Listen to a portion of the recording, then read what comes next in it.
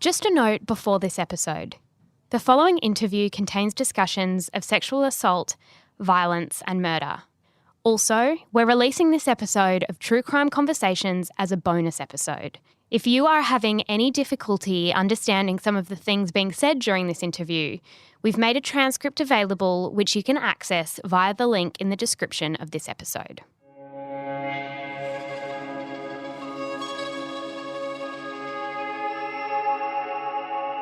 It was May 20, 2005, when a retiree named Jerry Jackson cast his fishing line from a bridge over the Grand Marais Canal, located on the fringe of Jennings, Louisiana. Jennings is a town of about 10,000 residents, which sits just east of the largest wetland and swamp in the entire United States. It's full of dirt roads and canals, becoming uncomfortably humid in the summertime. The temperature was rising when Jackson noticed something below him, floating in the canal. He'd seen on the news that someone around Jennings had been stealing mannequins. For a moment, he thought he might have found one. But mannequins, Jackson thought to himself, don't attract flies, and there were a lot of flies. Jackson had discovered the body of a 28-year-old woman named Loretta Lynn Lewis Chaisson. She would be the first of 8 bodies to show up over the coming years, who all had something in common.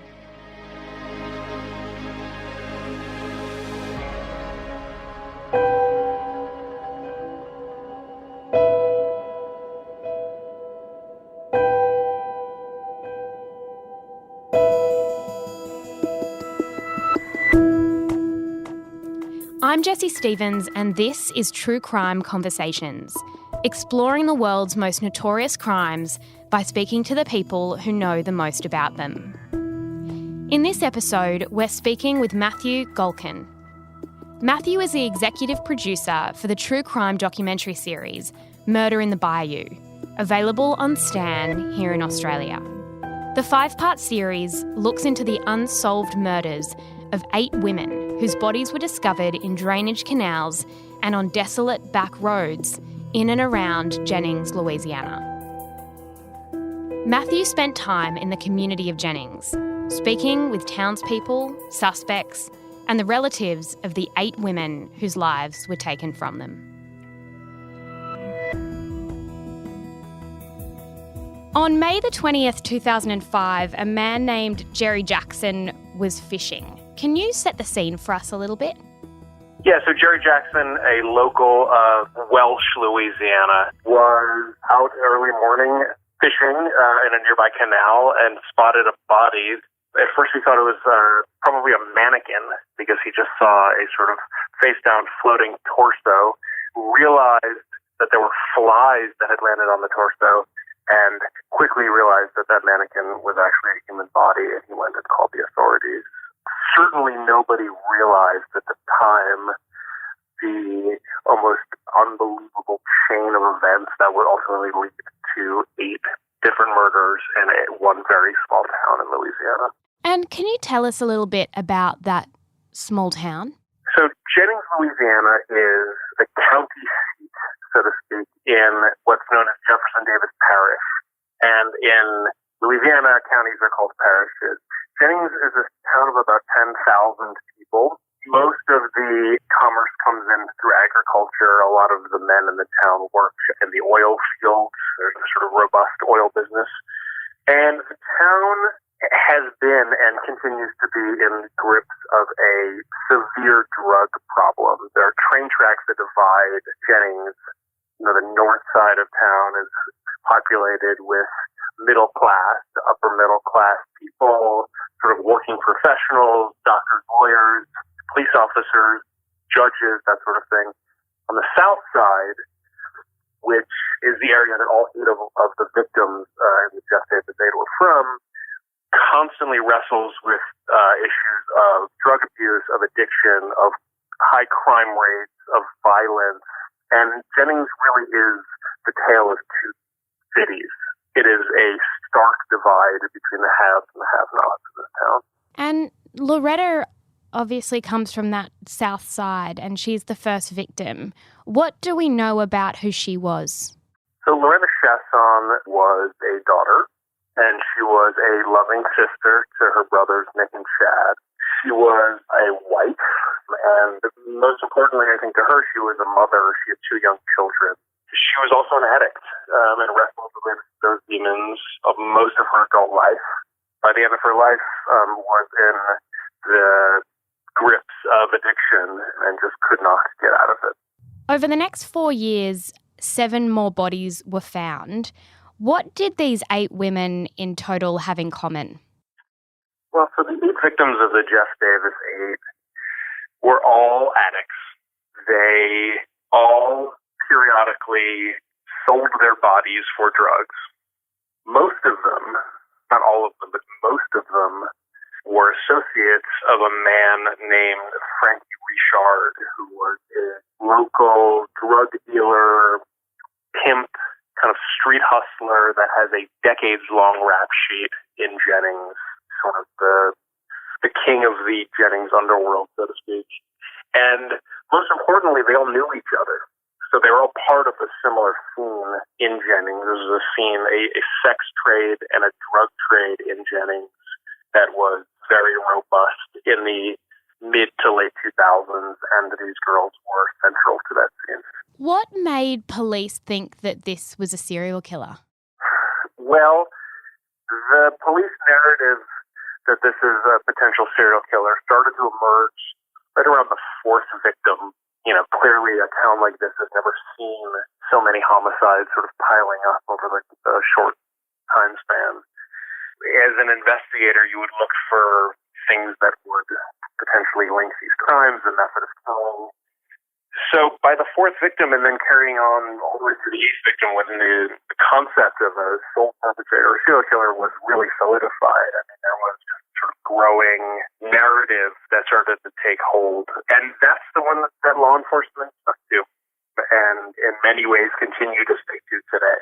Had those women died in similar ways? Was there evidence that in that way the same person had potentially perpetrated all those crimes? Well, so that's one of the inconsistencies with the serial killer theory, is that the women did not all die in similar circumstances. You know, some are inconclusive, some died by asphyxiation, and 2 had their throats cut. So right there, it would seem improbable that it was a serial killer because, you know, traditionally serial killers don't change their method of killing. And you mentioned before that that some of the women knew each other. How did they know each other? Was it from being part of that same community and potentially working in the same quarters that they were sort of familiar? This is a very small town, and people in Jennings tend not to leave very often. And certainly, you know, as you get into your adult life, a lot of people stay in the town. They grow up there, they stay there, they die there. These girls, or at least most of these girls, all grew up together. You know, since they were little kids, they knew each other. They all, you know, partied together. They were part of the same drug scene, and ultimately, they were all, you know, in various ways part of an unorganized but still robust sex trade, mostly to get drugs. They weren't, you know, quote unquote streetwalkers or prostitutes, but they would trade sex for drugs when they needed to get high. And I'm curious, with the drug problem, what particular drug problem is it that Jennings tends to have? So in the mid to late 2000s, crack was the drug that obliterated that town. All of our victims in the Jeff Davis were all crack addicts. Frankie Richard was a crack addict.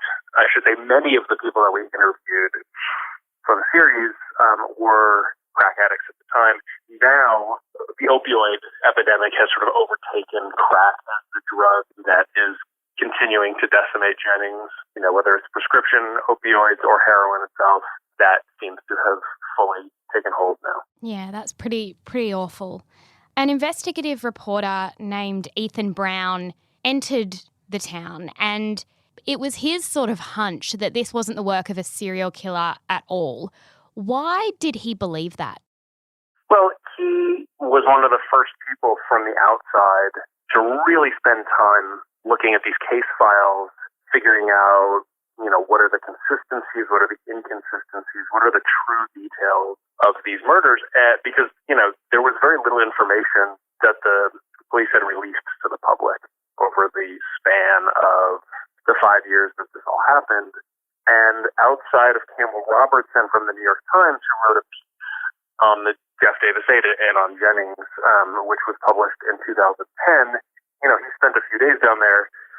He wrote the piece, and admittedly so, he sort of moved on to other stories. Ethan was the first person to come in and really do the hard work, and he spent years putting these pieces together. And what he realized very quickly was that Louisiana has very lax public records laws, so he was able to go to the courthouse and basically pull almost all of the files on the girls and their associates and just thousands of pages of police records, and started to really piece it together in a way that nobody had, and realized very quickly that a theory of a sole perpetrator didn't make a whole lot of sense, at the very least, because all of the cause of death was not consistent. And the second reason is because they all knew each other, which, again, traditionally not a detail that one would usually find in a serial killer case. It became very clear that whoever's doing this to these women was someone that was, or a group of people that were clearly known to them. That sort of sounds like detective work 101, that's not something that you would find in a serial killer case. Was he thinking that it was almost as though police weren't trying to find out who did it? Had they made much headway in terms of the case?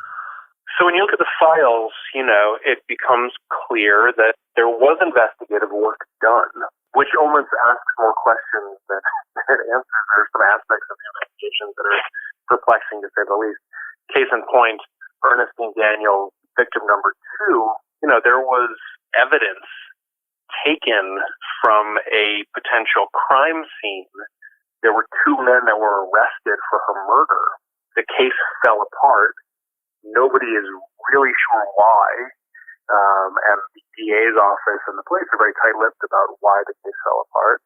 And there are details about the evidence that was taken from the crime scene. There were floorboards covered potentially in Ernestine's blood that were taken from the crime scene, but not tested in a forensics lab for, I believe, 16 months after they were taken.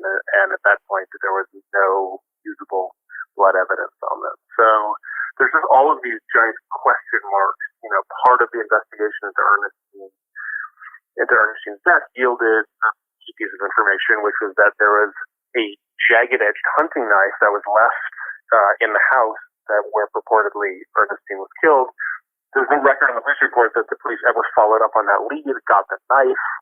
So it's all very mysterious how it went down. And so when he started looking at all of these details, he began to wonder whether there was a real investigation going on here, or whether, is it police ineptitude? Is it something more nefarious than that? And that is just the sort of central question to almost all of Ethan's work moving forward. Sergeant Jesse Ewing received word in 2007 that there were 2 female inmates who wanted to speak to him about an unsolved homicide, and he recorded those interviews. What ended up happening to those recordings?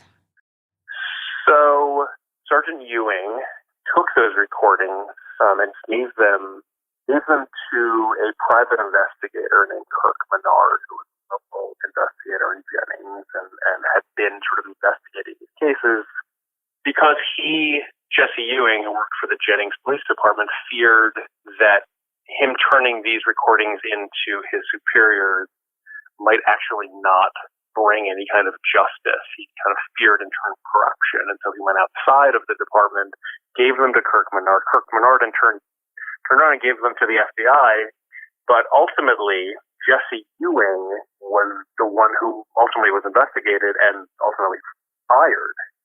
He lost his job. It's an odd reaction to something like this. So instead of a sort of a furthering investigation into the details that emerged from those recordings, at least from these 2 eyewitnesses, Jesse Ewing was the one who became the focus of an investigation. And what did those 2 eyewitnesses say happened?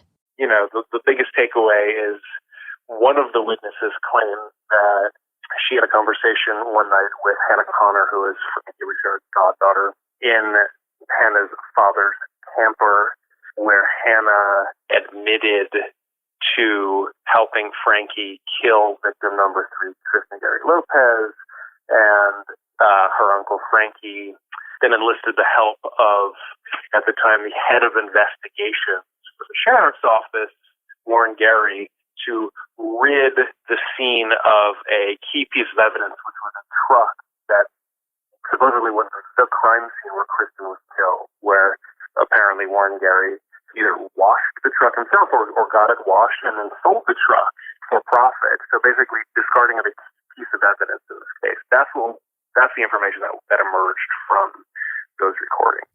And this is starting to sound increasingly like some sort of police cover-up. Why would this have been in the police's interests to sort of ensure that no one found out what really happened to them? Well, that's a central mystery. I mean, if it is indeed a cover-up, you have to ask the question why.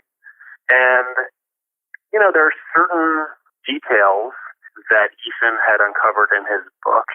There's just a lot of overlap seemingly between our victims, you know, factions of law enforcement at the time. You know, there were allegations of certain sexual relationships between police and some of our victims. You know, there are allegations that our victims, a lot of them were informants for the police in the drug trade. There's a lot of overlap and a lot of questions as to what the benefit to the law enforcement would be to cover up certain aspects of these murders. There's one suggestion that if they were police informants and they were kind of familiar with what was going on, that some of the women, it appeared, actually knew what happened to the other women. So there were like hints that they would say things like, I know what happened, a policeman was involved, and then they would disappear and their body would show up. Is it possible that these women knew too much? It is 100% possible. Yeah. They knew a lot, seemingly, about things they probably shouldn't know about, and people in positions of power within that town. Yeah, it all kind of gets mixed up on top of one another, and it puts the victims seemingly in very vulnerable positions. You know, there are a lot of anecdotal stories of what these victims knew about the other victims, and specifically about the other victims' murders. And so that, again, is a detail that would put them in a very vulnerable position. This isn't explored in the series, but it's a theory I read about. What's the significance of the Leonard Crochet killing? So just so you know, we don't explore that, but the significance of the killing is that it happened exactly 1 month before Loretta Chaisson was found. Leonard Crochet was a resident of Jennings, lived in a house that was sort of a central hub for drug use. There was a police raid into that house where Leonard Crochet, who was unarmed, was shot dead by actually a parole officer, I believe. And inside that house was at least one member of the Jeff Davis aid, Kristen Gary Lopez. It's unclear whether there were others. There are a lot of rumors out there that all 8 women were at his house and maybe had seen some sort of police shooting. Ethan and I have never been able to substantiate more than Kristen Gary Lopez being there. And whether it truly factors in as yet another reason or something else that these women knew, it's unclear, and therefore we actually left it out of the series. It's interesting because it was just before, so it's a theory that sort of surfaces. But I think more compelling is a name that you brought up a little earlier, which is Frankie Richard, and he appears to be at the centre of a lot of these women's lives. Is it believed that he had something to do with it? Well, he's been a person of interest for the police for many years, certainly since then, and continues to be, apparently, according to the police, or at least the sheriff's office, continues to be a person of interest. Yeah, you know, he has a rap sheet with dozens of incidents on it, has been living in Jennings for almost his entire life, knew almost all of the women, pimped almost all of the women, had sex with almost all of the women, did drugs with almost all of the women. And in a lot of cases, he was possibly the last person to see any of these women alive. Not any, but possibly the last person to see many of these women alive. So that in and of itself would make him a person of interest for the police. The final thing I wanted to ask you is, do you think that if these 8 women were not sex workers, were not addicted to drugs, were not of a lower social class, that this would have been treated differently by the United States as a whole? Because for a lot of people, this series will be the first time they've actually heard of this case. Do you think that has something to do with why it's not reached public consciousness to the same degree as other murders? I do. Absolutely, I do. I mean, and one of the objectives of our series, and something that was incredibly important to me and the rest of my team, was to humanize these 8 victims in a way that we feel like they had not been humanized in their lives. It's easy, certainly in the United States, to discard addicts, sex workers as sort of lower class citizens and almost disposable. You know, it's very clear as soon as I got into Jennings that none of these women woke up and decided, I'm going to be an addict or a sex worker. These are really solid humans with loving, caring families that certainly did not deserve the fate that they met and were marginalized and failed by many systems in their life and failed by many systems in their death. And we felt it was incredibly important to give them a human face. And back to your point, if these were 8 girls from the opposite side of the tracks or 8 girls from a nicer town, this would have received far more attention than it did. And even locally, there would have been a lot more pressure to at least solve one of these. But given the sort of socioeconomic state of these women, it was easily swept under the rug. And these families have absolutely no recourse to the law. They have no recourse to any kind of communication about the cases. Nobody speaks to them about it. So it's as if their loved ones were just erased from this world. And for now going on 15 years, they've had absolutely no answers. Well, the series does a brilliant job, I think, of humanising these victims and illustrating how, as you say, they were failed after they died, but they were also failed in life. And the focus, of course, should be on those lives that were lost far too soon. It does a really brilliant job of highlighting that. So thank you so much for all your work. It's an incredible series, and I know everyone here is gripped by it at the moment. Thank you. Oh, thank you for saying that. That's very good. Matthew Galkin's 5-part true crime docu-drama, Murder in the Bayou, is available to stream now through Stan in Australia and from Showtime for our international listeners. To find out where you can watch it in your country, just follow the link in the description of this episode. If you want to discuss this episode further, you can join our closed Facebook group. Just search for True Crime Conversations on Facebook. You can also email us if there's a case you think we should look into. truecrime@mamamia.com.au. True Crime Conversations is a Mamma Mia podcast, hosted by me, Jessie Stevens, and produced by Elise Cooper.